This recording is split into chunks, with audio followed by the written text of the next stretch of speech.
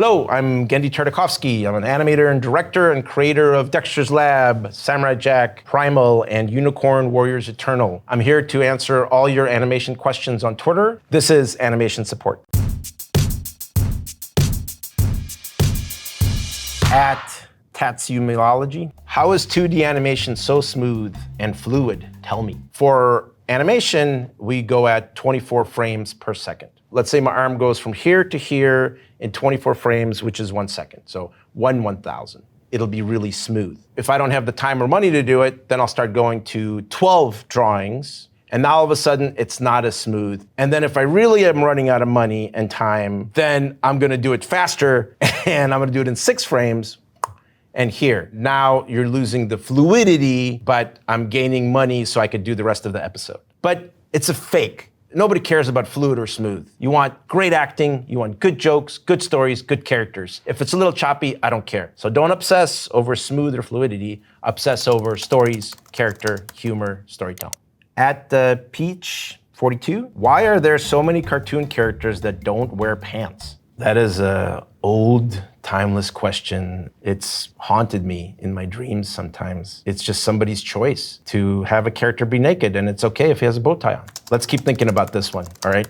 Thank you. At Bizaru, do voice actors try and time their voice to animation, or do animators have to animate what the voice actors say? The voices come first before the animation starts. We have the actor come in, they'll read the line, we edit it into the shot, and then the animator starts to animate to the lip sync. And we break down the waveform, right? So what's loud, what's accented, and then we'll follow that for the animation. Now, interestingly enough, for Primal, I just have grunting. We did our dialogue recording after the animation was done. Aaron the Plant, who voiced Spear, he would then come in, we would play him the picture, and then he would do the grunting to the picture. A lot of anime is actually dubbed sometimes after with the voice cast, but for our style of animation, our mouths are very articulated. We have to do it to the voice recording, not after. At Weiss Choice, or Weiss Choice maybe. When they make sequels to animated movies, do animators repurpose shots or elements of them from the former movies? I don't really know much about animation, so this could be a very stupid question. For Hotel Transylvania, from the first movie to the second movie, we repurposed most of their character designs and the castle itself. But on the other hand, because technology is going so fast, within a couple of years, ImageWorks, the studio that we used, they reprogrammed all their tools. So they couldn't just use it, they had to input it and then change it and upgrade it. But yeah, usually for sequels, unless you change locations, there is some savings in that. At my Ike Cams, what are the 12 principles of animation? Basically, there's squash and stretch. You have a circle, it gets hit by something, and so then it squashes. That's squash and stretch. Then anticipation, before you can go straight, you have to go backwards. For a big cartoony character doing a punch, the anticipation is crazy. So this is a big anticipation for a punch, and then the punch would be, completely off the page. So there's your anticipation, and there's your punch. And follow through is if you go to grab something, things move at different speeds. So if the hand is anticipating this way and we're gonna grab, then when we move it, my wrist will go first, my elbow will go back. And so you see the wrist is leading here, and then it catches up after. So that's all about overlapping action and follow through. And you can put the squash and stretch in there too, because then the hand can be delayed a little bit, then there's a little stretch. And really those 3 will get you started. There are 10 maybe there's 8. And I'm not going to give them to you because they're the earned principles that you have to first learn the first 5 principles. And then when you get to the 8th principle, sometimes we'll throw in 3 more principles. And by 30 years in the industry, I know 27 principles. But I'm not going to talk about them because you can't even comprehend those principles. I'm probably going to get reamed for forgetting a whole bunch, but start with those. At Disorder. How often do animators forget to animate the characters blinking, and how often do we just not notice they haven't been blinking for like 5 minutes? Blinking is part of keeping a character alive, and sometimes even breathing. It's an odd thing because it's really creepy because you almost feel like they are kind of alive. We did that on Fang in Primal where we had her breathe more because she's such a big creature. Sometimes you forget about the little things, and sometimes the little things say a lot. We're always kind of thinking about it, so usually if the character's just standing there, we'll always remember to use a blink. But good observation though. At Slow Beef, 3D modeling animation question. Is an armature and a rig the same thing? Rigging, we use the term for, you know what, I'm not gonna explain it. It's hurting my brain. An armature is basically a skeleton. This is the worst drawing I've done today. That's your armature, but rigging is actually, in CG animation, you put a point here and you put a point here, and now your elbow and your arm can move. So that's called rigging a character for movement. And the armature is really the proper beginning to the rigging process. It's something I hate to talk about. At Junie by the Sea, why is Hotel Transylvania's animation so good? Hotel is good because we took the principles of classical animation, stuff that was done in the 30s and 40s and 50s, and we translated it into CG. And what that means is adding, new sculptures to the model and every new expression and pushing the squash and stretch and forgetting about gravity. And actually, one really interesting thing that happened was because our animation was so extreme, what happens is you animate like a naked puppet, basically. It goes to a different department and they put the clothed dynamics over it. The computer then knows how to fill in the dynamics, but not when you're moving from here to here in one frame. That doesn't happen in real life. So constantly the closed dynamics were broken. The animators had to go back in and actually start animating the clothes like how we would do it on paper, and then they would put those keyframes in for the dynamics, and then they would follow them a little better. Everyone had so much fun, I think, doing it because the results were so unique. At I Am Me Essence, or I Am Essence, a little Papa-ish, I Am Me Essence. Who knows how to create a cartoon character? I like to really think of a character inside out. Is it a happy character? Is it a sad character? And then you're gonna start to find shape language that suits those personalities. I'm gonna draw it because I like to draw. Let's say we're gonna draw a happy character, then the posture of that happy character will usually be happy. Arched, and there's already a positive vibe to this character. Now, in the same respect, let's say it's kind of a sad sacky, sad character, and the body posture has to work with the attitude. And that's really the beginning principles of it all, how it all works. Also, once you start drawing your character, they're gonna start changing. It's like having a baby. The baby starts as a pile of mush, and then it starts to tighten up and grow older and have a personality and all those things. When we first designed Dexter, Dexter was really tall, even though we knew we wanted him to be short. And as we start drawing him as a rectangle, we do hundreds of storyboards and we keep going with it. All of a sudden, the shorthand, he starts to shrink and he gets squatter, right? So you can see the difference. And it's funny because Dee Dee didn't go through the same transformation. I think her torso maybe got a little smaller. We call it pushing proportions. She was kind of like this, right, in the first season. And then same thing, we drew her more and more and more and more, and then she became this. Nothing that we really thought about on purpose, but just something that happened organically. So don't be so hard on yourself and draw the character exactly the same every time you're gonna draw them. Give yourself the freedom to get comfortable with it. The character will become who they organically wanna be without trying to think about it too much. At Little Uzi, my cousin, why are the Clone Wars episodes so short? The truth of it is, we were really the first ones to do Star Wars besides like really just doing commercials. And initially, George only allowed Cartoon Network to do 1 minute episodes. And I said, well, 1 minute is basically a commercial. I don't want to do that. I need at least 3 to 5 minutes. They went back to George and his son, especially, I think, liked Samurai Jack. So they said, we've got Genndy and the team from Samurai Jack, but they want more time. And so then George said, okay, they can have 3 to 5 minutes. I think he was afraid we were gonna mess it up, and I don't blame him.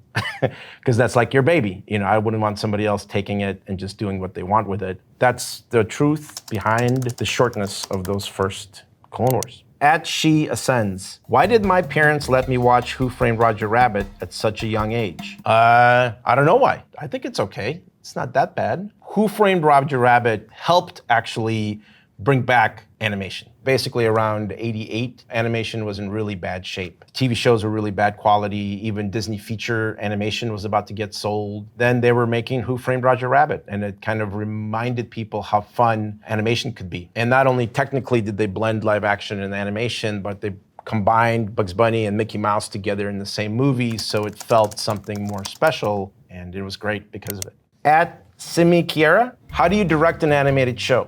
It's all about having a point of view and having everybody help you to create that vision. I was doing Dexters Lab. We had an artist would draw the storyboard. We would pin it all up, and then they would pitch it. We had one storyboard artist. When he pitched the storyboard, it was in like this funny voice. And so Dexter come over here, and then there's Dee Dee. And so the whole room was crying, laughing. After he finished, I was like, well, how the hell am I supposed to transfer this performance into this episode? Because he doesn't sound like the characters at all. They don't talk like that. But there was something about it that worked. And so I realized, oh, right, that's my job. My job is not to take this performance and translate it into something entertaining. It was like a really big epiphany in my career. Like, oh, right, that's actually what I do.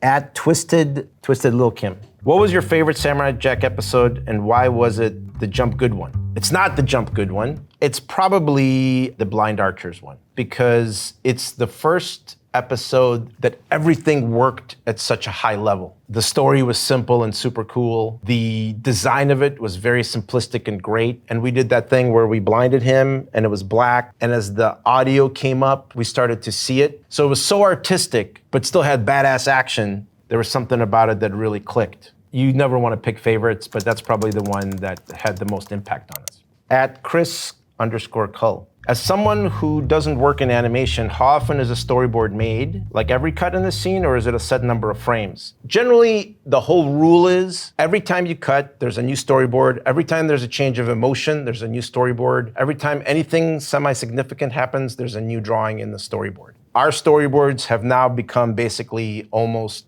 extremes because the storyboard is so important. Now we're drawing more and more panels. Lucky for you, I have some storyboard examples. For Unicorn, Warriors Eternal, for the first episode, this is Copernicus, who's the robot coming out of his little grave. We'll cut to the hole, and you see his arms come out.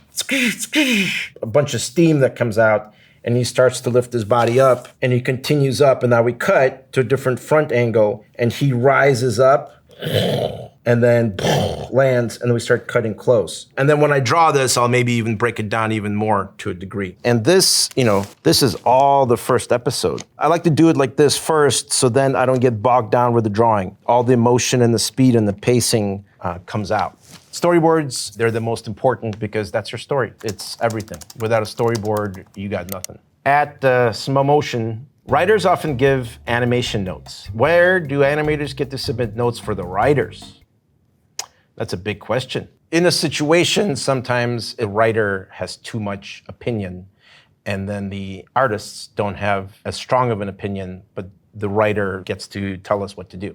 Artists and storyboard artists are a proud bunch, and we know what we're doing, but sometimes we don't. And so we'll forget the writing, we'll throw it away, and then we'll do it on our own, and it's equally doesn't work. So usually the healthiest relationships are the writer and the animator are both together, and they're unified team. That's why I always write my own stuff for the most part, because I want to have dual power. But yeah, usually animation folks don't get a chance to give writers critiques.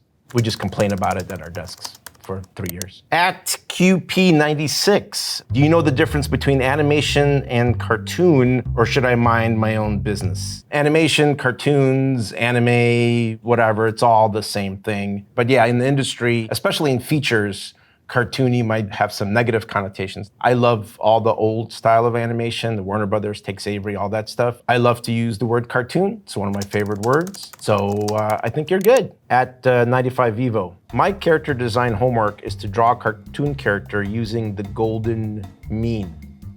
How the fuck? I'm not really familiar with the golden mean. I think what it's trying to say is to be dynamic. We used to say this thing, keep the proportions of the design special. If you have a character, you don't want all of the elements to feel even, because this is just boring. What you want is your elements of the design to be special. If I'm designing a football player, you can design them like human proportions, or it's that. And same thing for composition too. Usually we think of the camera broken down into thirds, and where do you put your horizon line? If you put it in the center and then your character in the center, everything is kind of boring. But if you take your horizon line and you lower it, and then your character's on the side here, all of a sudden we've got drama and interest and scale. So when it says your character design homework is using that principle, it's just big, small, and medium. And think about it as what's special or unique. Add unoriginal username. Cartoons are better because you can create a world. What limitations do animators face